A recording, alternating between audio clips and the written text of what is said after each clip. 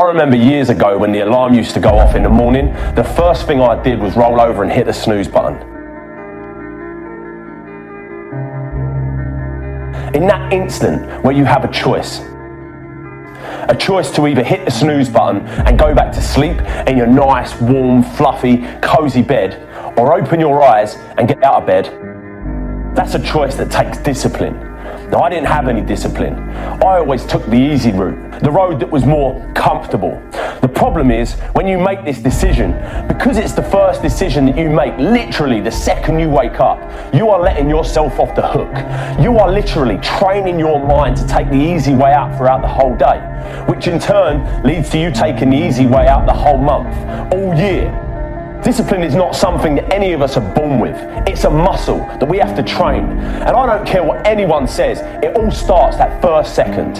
How you start your day and that decision that you make in that instant isn't as small as just getting up of bed or not. It's a decision that can shape the rest of your fucking life.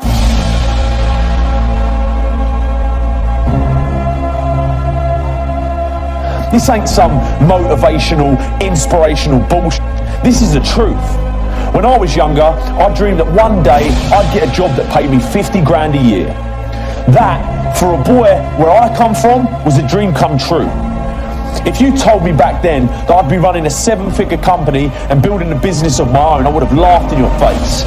It wasn't until I started to believe that I, and I alone, could shape my world, that I started achieving anything I wanted to.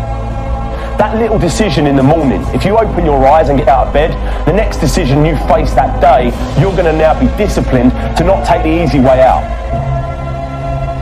People don't realise it, but that bed can basically represent your entire life. One of the worst phrases we've ever created was, "You got to see it to believe it." It's a phrase created by cynical people with small minds that have not got any hope that things can get better. Can you imagine what the world would be like if everyone believed that this was true? We'd have no cars, no planes, no light in the dark. We'd never have computers or mobile phones. We'd never climb mountains, break records, or go to the moon. I used to believe this rubbish. People have it completely the wrong way round. Nothing can be achieved, conceived until first it's believed.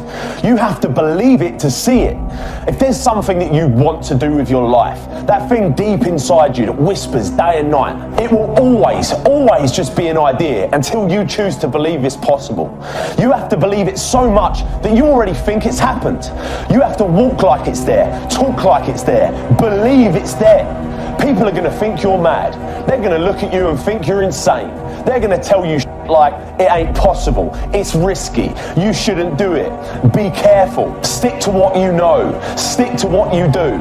F that. Follow your dreams. These people have to see to believe it, but you need to believe it to see it. Do you know how many people have had visions, ideas, and huge career moves that they were about to make, and they allowed the word no to stop them? Boldly walk into the room with your head held up high. And if they don't get it, laugh about it. Don't disown your ideas because they're disowning your ideas.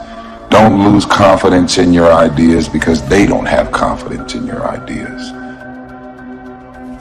Don't be afraid to walk into the unfamiliar. Don't be afraid to do what's deep inside of you to do.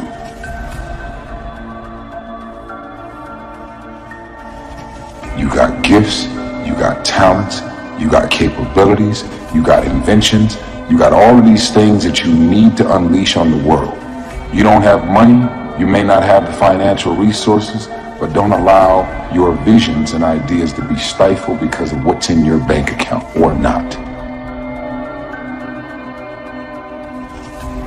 And something inside of you made you say that even though I grew up in this situation, I'm still gonna work and be a better man or a woman.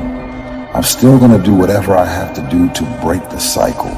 I'm still gonna decide that I love myself enough to do better, bigger, and more significant things